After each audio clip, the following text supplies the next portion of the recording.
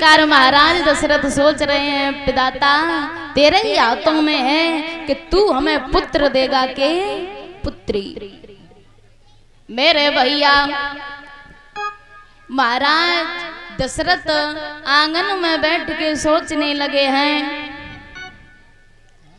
गुरु वशिष्ठ जी के पास में गए महाराज दशरथ और अपने दुख का कारण गुरु वशिष्ठ को बताया है। वशिष्ठ जी ने कहा, राजन तुम पुत्रेष्ट यज्ञ करो, तभी तुम्हारे घर में संतान होगी।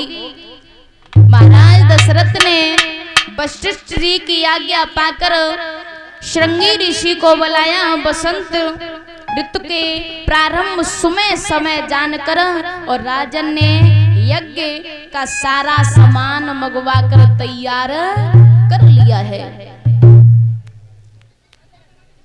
मेरे भैया और अश्वमेघ यज्ञ का घोड़ा भूमंडल पर घुमाया है। बताया जाता है महाराज गुरु वशिष्ठ कहने लगे, राजन तुम्हें नहीं पता है यज्ञ भूमि सरयू के तट पर होनी चाहिए। मेरे भैया सेवक और सभी राजाओं को बुलाकर कार्य संपूर्ण कराया है। ब्राह्मणों को दान दे करके विदा किया। अश्वमेघ यज्ञ पूर्ण हुआ है। बताया जाता है महाराज तब तक पुत्र काम यज्ञ हुआ। ब्राह्मणों के वेद मंत्रों को आचरण किया है, पुत्रेष्ट यज्ञ को संपूर्ण किया है। इसी प्रकार चैत्र शुक्ल 8 भयो पुत्र काम यज्ञ, कनक थार पायस लिए प्रकटे अग्नि सुयज्ञ। महाराज जब वो यज्ञ संपूर्ण हुआ, चैत्र शुक्ल पक्ष 8 को पुत्रेष्ट यज्ञ संपूर्ण हुआ, तो उसी हवन कुंड में से अग्निदेव अपने कर कमलों में खीर का ढाल लेके प्रकट हुए हैं। मेरे भैया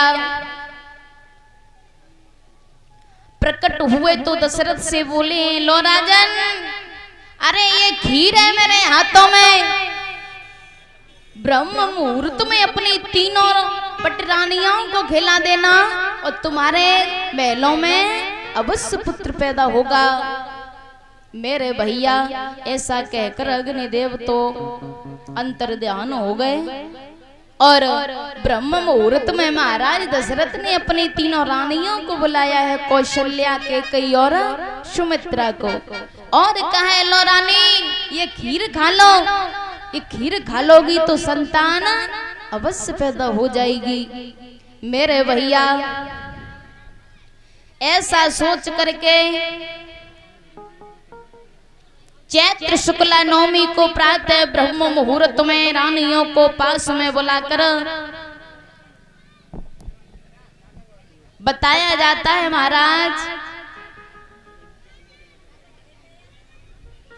उस खीर का आधा भाग तो कौशल्या को दे दिया है महाराज दशरथ ने,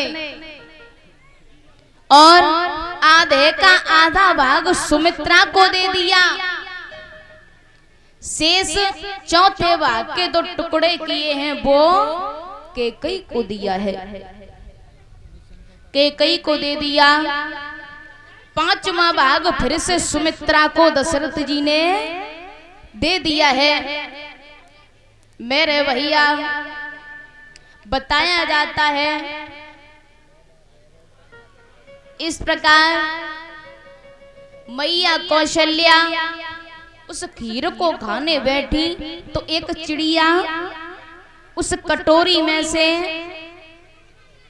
कुछ चावलों के दाने अपनी चोंच में भरे के उड़े गई, और वो चिड़िया जहां पहुंची जहां मैया अंजनी तपस्या कर रही है, मैया अंजनी तपस्या कर रही है, वहीं होकर वे चिड़िया गुजरी तो उसकी चोंच में से जो चावल के दाने थे वो छूट करके मैया अंजनी की गोद में गिर पड़े। अंजनी मैया ने तपस्या खोली तो उन चावलों को उठाया और खा लिया। तो इस प्रकार अंजनी के पुत्र हुए हनुमान।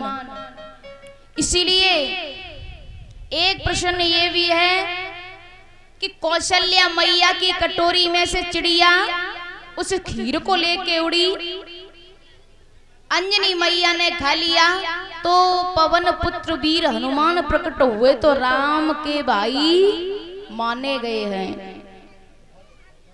और प्रभु मर्यादा पुरुषोत्तम कुछ ही पल में अवतार लेने वाले हैं। उधर में क्या हुआ है, तीनों रानियां गर्भवती हुई हैं महाराज।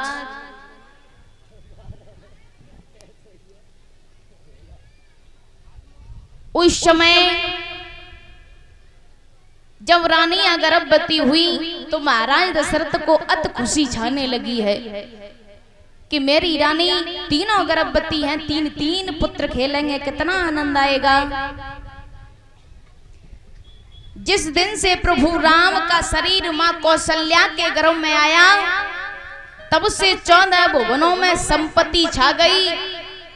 महाराज जब त्रेता की 9,72,000 वर्षें बीत चुकी थी तब चैत्र पक्ष शुक्ला नवमी के दिन मंगलवार को सुंदर अवसर पाकर श्री राम जन्म हुआ है। बोली मर्यादा पुरुषोत्तम श्री राम की। इसी प्रकार महाराज बताया जाता है कि कई के 10वीं के दिन बुधवार पुष्प नक्षत्र में पुत्र उत्पन्न हुआ और एकादशी के दिन गुरुवार को अश्लेषा नक्षत्र में सुमित्रा के 2 पुत्र पैदा हुए हैं। महाराज त्रेता की 3,28,000 वर्षें शेष बची थी जब भगवान का अवतार हुआ। इसी प्रकार चारों भाई जब अंगना में आए हैं बधाई गमने लगी है, सखियां आई हैं और बोली हैं औरी बहना अरे चले महाराज दशरथ के दरबार में चल रहे हैं क्योंकि उनके घरों में 4 पुत्रों ने जन्म लिया है। मैया कौशल्या से, सुमित्रा से, कैकेयी से बधाई लेके आए। अब तो सभी सखियां मिलजुल के आई और बधाई देने लगी और बोली अरे मैया अरे 4 लल्लाओं को जन्म दो, अब तो कुछ दे दे। अब कैसे बधाई गाँव लगी है, नाच गाना करने लगी है, ऐसा ही नहीं है लल्ला।